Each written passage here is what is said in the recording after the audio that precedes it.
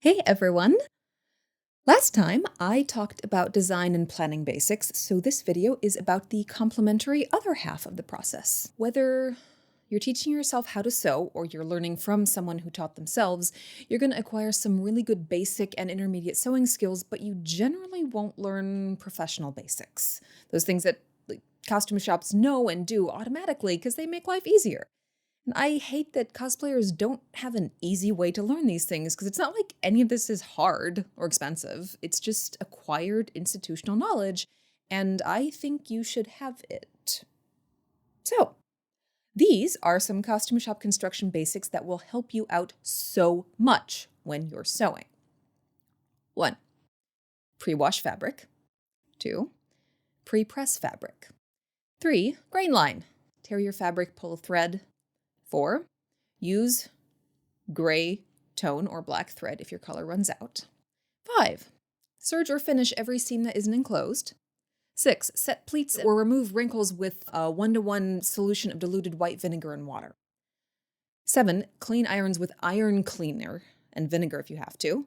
8. Have a serged muslin or silk organza press cloth handy. 9. Stand on tension mats. 10. Buy notions from businesses that cater to professionals.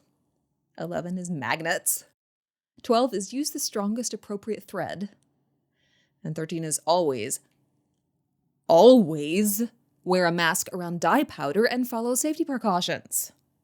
So, let's break these down. 1. Pre-wash and pre-dry your fabric in the same way you will be laundering the garment. Actually, I usually beat it up extra hard in advance so that when I wash it later, there aren't any surprises. And this is also a safeguard against your partner or your parent accidentally throwing your gorgeous linen pirate shirt into the hot wash and dry. It will still fit you afterwards. Because fabric shrinks, you see, especially natural fibers. And some of them shrink up to 10 to 15% or more. And shrink isn't really predictable, especially which direction it'll shrink the most, like vertically or horizontally. So just pre-wash it and you will save yourself so many headaches later. By the way, if you are making something that needs to look heavily distressed and the fabric is washable, and to me that generally means that it's not wool or tissue lame or something that needs to look expensive. I mean, because trust me, I have boiled the fuck out of some silk. Just chuck that fabric in the hottest possible wash and dry like 2 or 3 times with some old sneakers or tennis balls, and you will get to start work with fabric that already has a really nice worn texture. 2. If your fabric is something like wool and you cannot pre-wash it, then you get to do what all the freshmen start with in the college costume shop, which is pressing. For the first 1 to 3 days of each show, it is just prepping all of the fabric. And what you are trying to do is to get as much shrinkage out of the fabric as possible because it sucks to have bought the end of a bolt of an irreplaceable piece of perfect fabric. But you cut it out before pre-pressing, and then when you iron a seam open, the pieces just like shrink under the iron, and now you have no fabric left. But check the dial on your iron and use the appropriate temperature for your fabric. It'll be labeled with like linen, cotton, wool, polyester. You might need to use a press cloth for especially delicate or metallic-y synthetic stuff that wants to melt. Tissue lame, I'm talking to you. If you are using velvet, then cover your pressing area with a big fluffy towel or 2 of them, and then iron the back of the velvet with the fluffy nap side down. If you have a velvet board, that is awesome.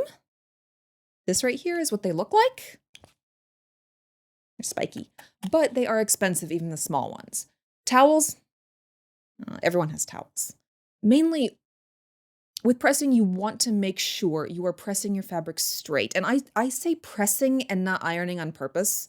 When a lot of like everybody irons, you scoot the iron around a lot. And this is going to make the fabric stretch in weird ways. And when you start cutting, instead of being perfectly straight and even, your fabric's going to bubble, and then so will your garment, because the pattern pieces you cut out, because you stretch the fabric weirdly, the pattern pieces are going to be the wrong shape.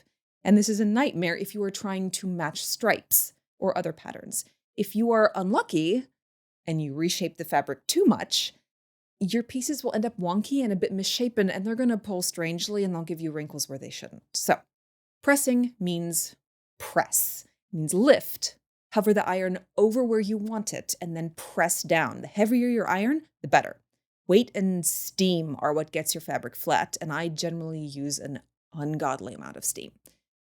You can move the iron while you are pressing, but my rule of thumb is to only move it directly parallel or perpendicular to the selvage, or that woven edge of the fabric that doesn't fray.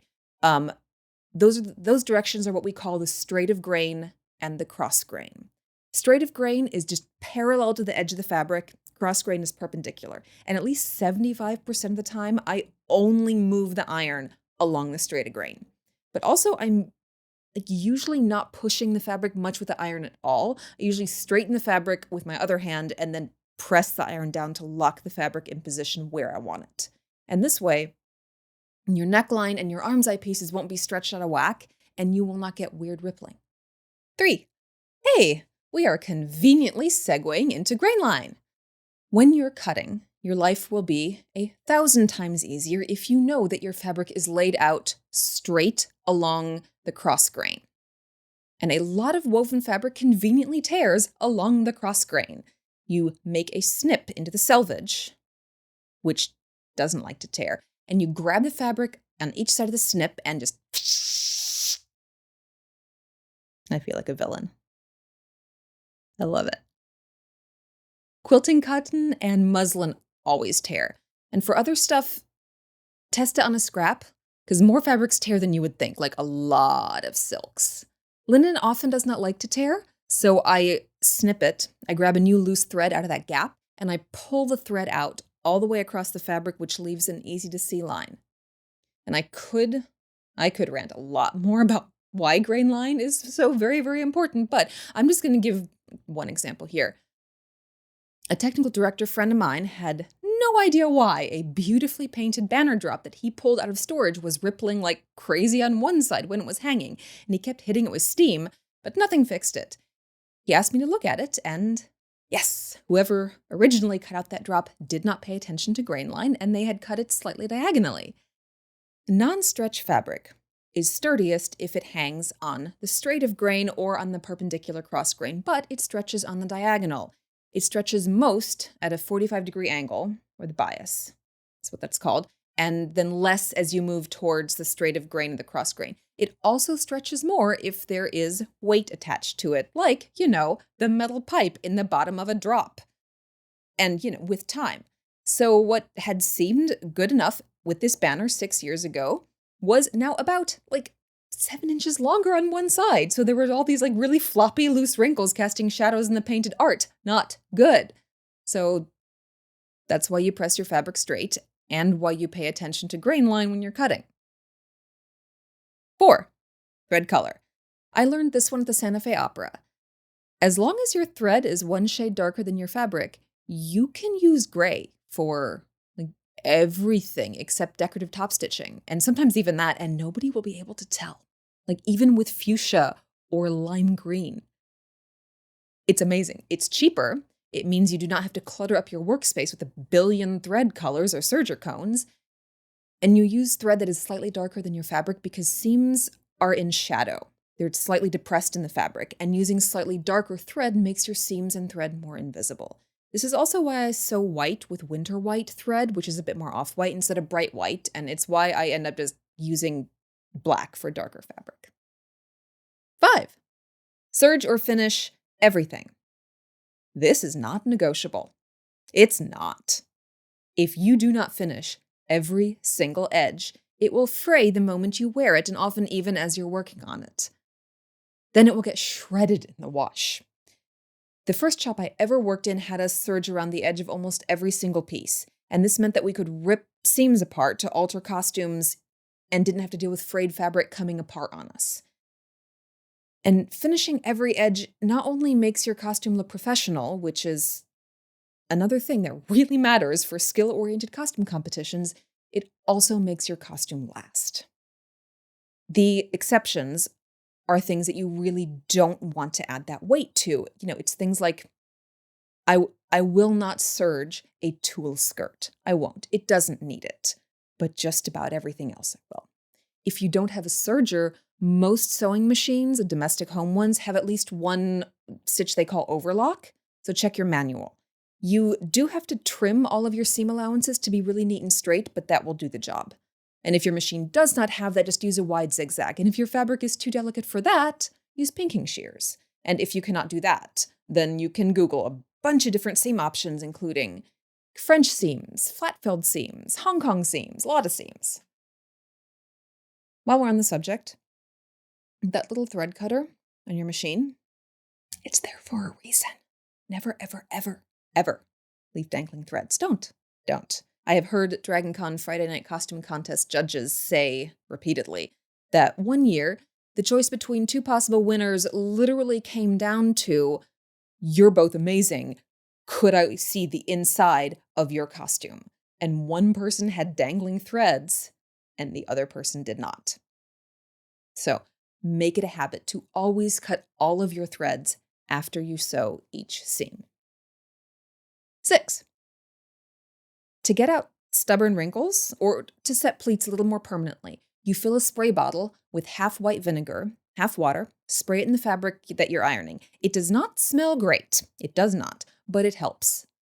Some silks and polyesters get water spots if sprayed, so do test that first. And if you do get water spots, I just get the whole thing wet, and then you can't tell. Because I'm a professional. 7. At some point, your iron may spray or steam out brown water. That means it is dirty on the inside. So fill the tank with, again, half water, half vinegar, and open the windows. Open the windows. Get the iron really hot. Hold it about an inch above some waist muslin and just hold down the steam button. Steam until the whole tank is empty. And then fill the tank with plain water and do it again. That should fix the problem. If you get gunk on the bottom plate of your iron, buy iron cleaner. These are the 2 brands I have used, and my college costume shop used the Dritz cleaner, which you can also get at big box craft stores. I currently use Easy Off because it is 5 times as big and it's half as expensive. But the old Dritz formula used to smell like vanilla, and in college we just yell out, "I'm making cookies," if we were about to clean the iron. And I might actually still be buying it just for that smell, but alas, no more. Neither tube really smells like anything much now, but they both work really well, so either one, whichever one you want to buy is fine. In order to clean the iron with iron cleaner, put the iron on its highest heat setting, fold a chunk of waste cotton a few times, stick a piece of aluminum foil or wax paper underneath so the cleaner doesn't soak through and ruin your pressing surface.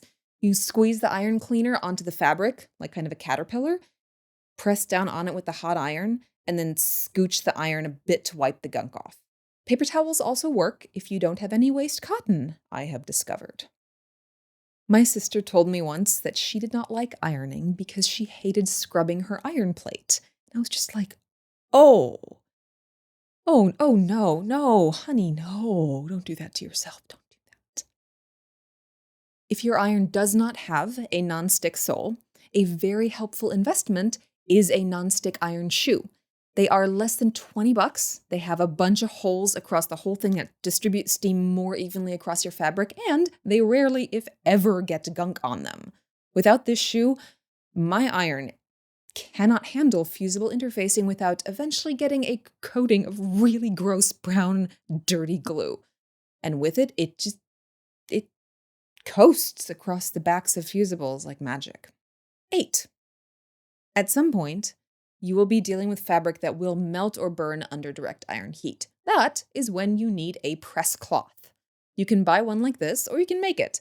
I have never bought one or worked in a shop that bought one.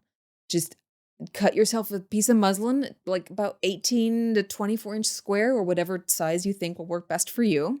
You serge around all 4 edges, or cut around the edges with pinking shears, and put this piece of fabric between your actual fashion fabric and the iron. You could also use silk organza, which you can see through, which is nice, but I have never had a problem with cotton. It can stand up to the iron's highest heat setting. It lets steam and moisture through to the fabric underneath. You can chuck it in the wash, and it has a smooth surface, so you're not embossing weird patterns onto your fabric. And shops always have bolts of muslin for draping and mock-ups, and I flatline a lot of things with cotton broadcloth, so we just kind of make press cloths from scraps. However, if buying is easier for you. Wawak has one for like $6. So, 9. Stand on tension mats wherever possible, especially when ironing.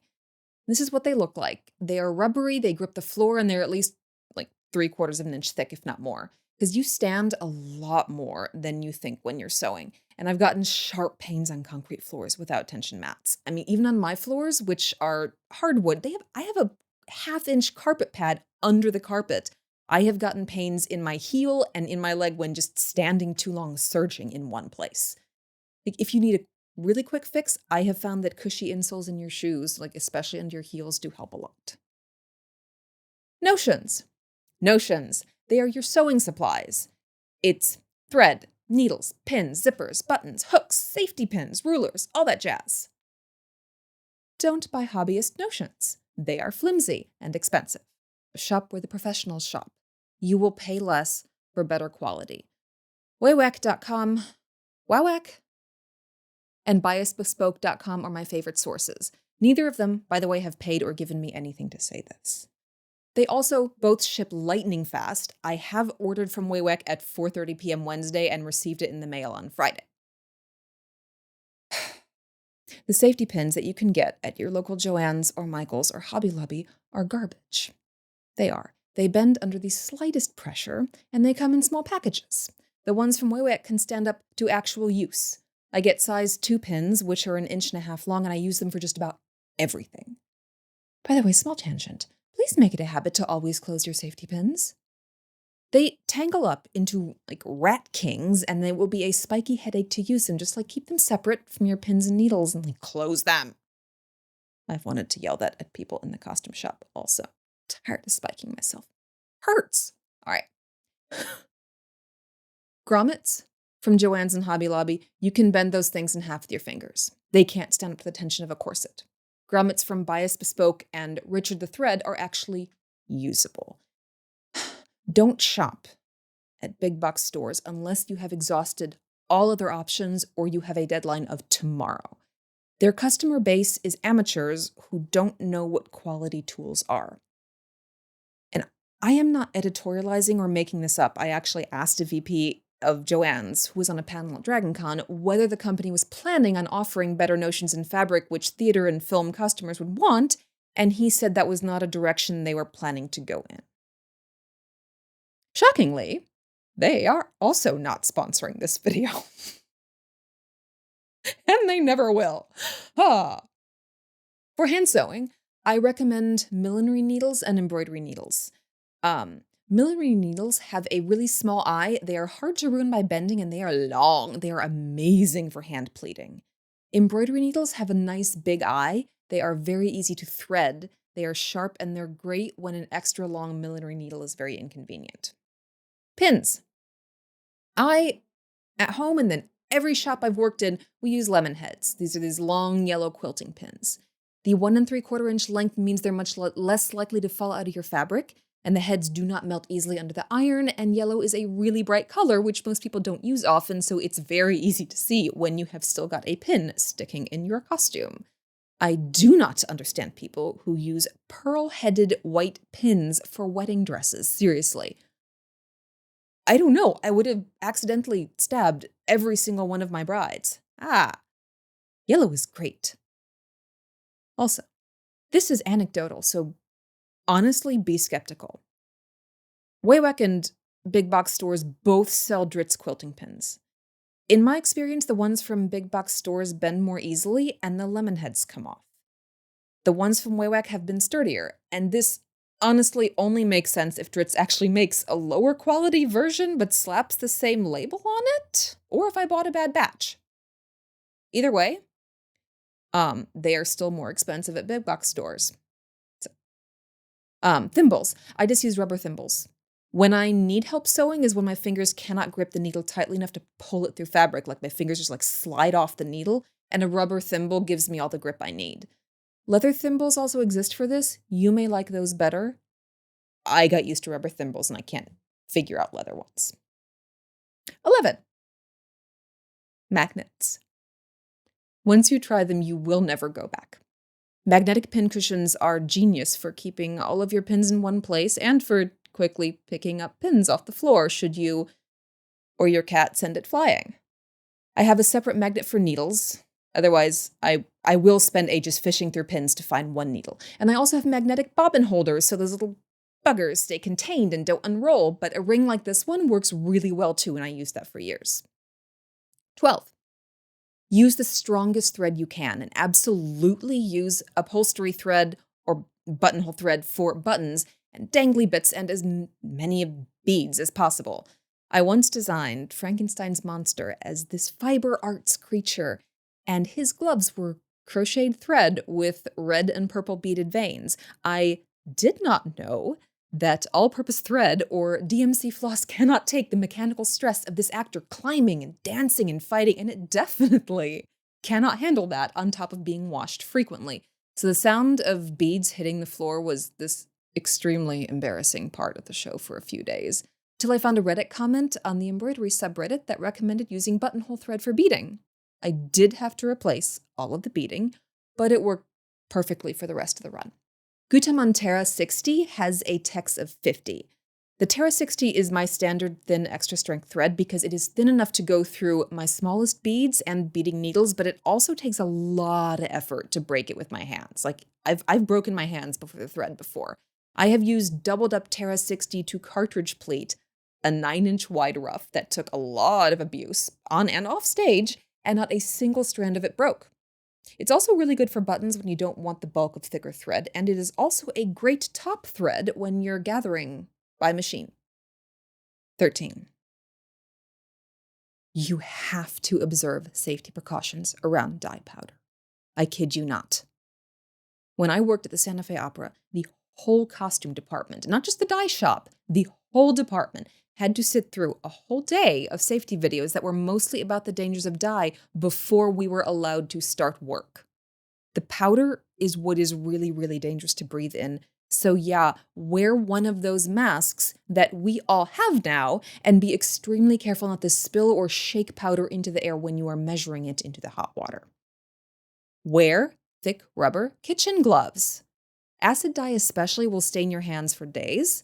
Don't ask me how I know. And even with a wood or metal dye spoon or tongs, you're going to be handling boiling hot fabric. And always use containers that you will never ever use again for food. You are not going to get a dime of workers' comp because you were not careful with chemicals while making your cosplay. People who work with resin and who don't wear the proper PPE or who don't work in an incredibly well-ventilated space, this also means you. Don't be stupid. I know that there are about 50 zillion other things I could talk about, but those are the big things that help me a lot from the costume shop to the cosplay shop. And I really hope that they will help you as well. I will definitely be talking about machines, tools, and other sewing area fundamentals in one of my next videos. And if you have any questions about things that frustrate you when you're sewing or things that you wish there were an easier answer to, or honestly, really any construction questions, let me know. Leave a comment, and if I can figure out how to make that thing less frustrating for you, I will be happy to talk about it. Thanks for watching.